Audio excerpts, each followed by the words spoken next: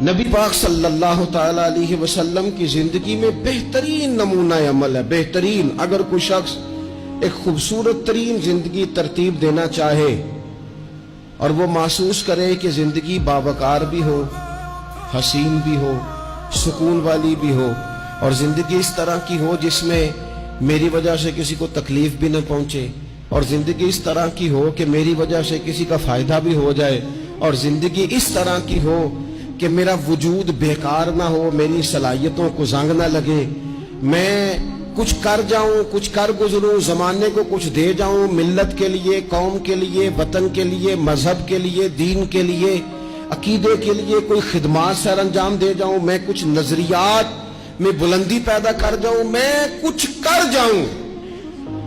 اگر کچھ چاہے کہ میں کچھ کر جاؤں تو لقد کان لکم فی رسول اللہ اسوۃ حسنہ، پھر اس کے لیے میرے نبی پاک کی زندگی ایک بہترین نمونہ ہے. بہترین نمونہ. ہم نہ جب کچھ کرنا بھی چاہتے ہیں نا تو تب بھی نہ اس میں پہلے اپنا آرام سائیڈ پہ کر لیتے ہیں، اپنا سکون سائیڈ پہ کر لیتے ہیں، اپنا کھانا پینا، اپنا نفع سائیڈ پہ کر لیتے ہیں. پہلے ساری چیزیں اپنی ذات کی اس میں سے مائنس کر کے پھر ہم کچھ کرنا چاہتے ہیں. تو ایسے تو نہیں نہ کچھ ہوتا. نہیں کرنا کچھ نہ پڑے، نام زیادہ ہو، خدمت کوئی بھی نہ ہو، نمبر پہلا ہو، ڈیوٹی کوئی بھی نہ ہو، اجر سب سے زیادہ ہو. باتوں کے ساتھ جو لوگ پلاؤ پکاتے ہیں وہ زیادہ بھی گھی ڈال لیں تو خرچہ کوئی نہیں آتا. مسالہ جات مہنگے استعمال کریں، باتوں سے جو پلاؤ پکانا ہے.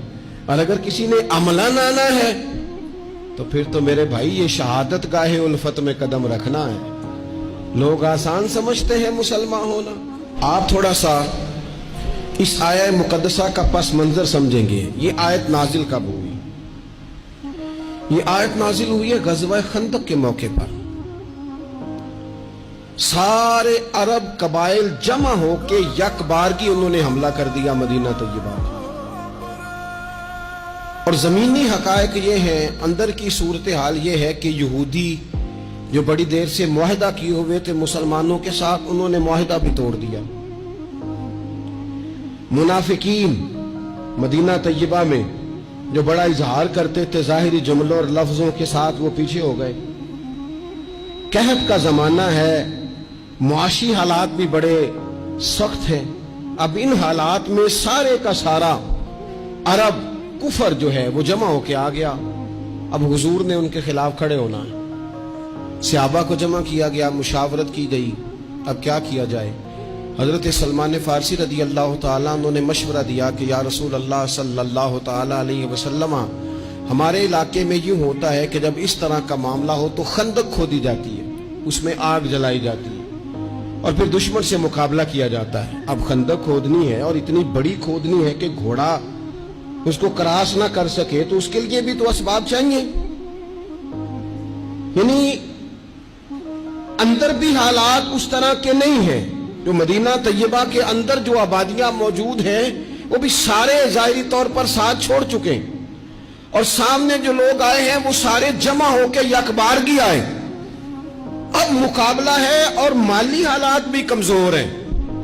حضور نے فرمایا کھودو بھائی خندق. کیا غریبوں کے بچے صرف دکھ اٹھائیں گے؟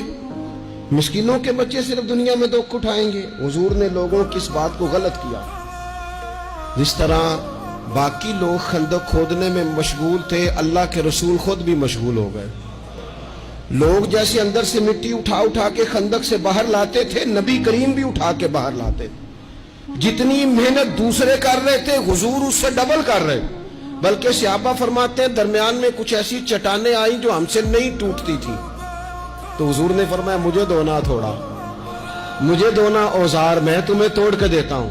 حضور نے باقاعدہ عملاً اس میں کام کیا.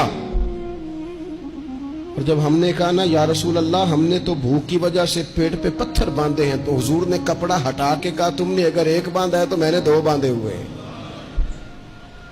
عملاً حضور نے حصہ لیا. ایک مہینہ پورا مدینہ طیبہ کا محاصرہ کیے رکھا کافروں نے، اور کڑاکے کی سردی، حالات اور طرح.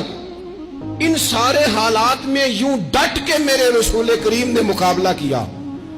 यूं डट के मुकाबला किया कि वो जो आए थे ना महीना पूरे के लिए और सारे जमा होके आए थे, नतीजा ये निकला कि वो एक दूसरे को बुरा भला कहने लगे। तू गद्दार है, दूसरा कबीला कहता तू गद्दार है, तूने कहा था जीत जाएंगे, तू हमें लेके आया था, तूने शरारत की थी। एक महीना मुहासरा करने के बाद वो सारे वहां से खाइब व खासर होकर जलील और रुसवा होके निकल गए।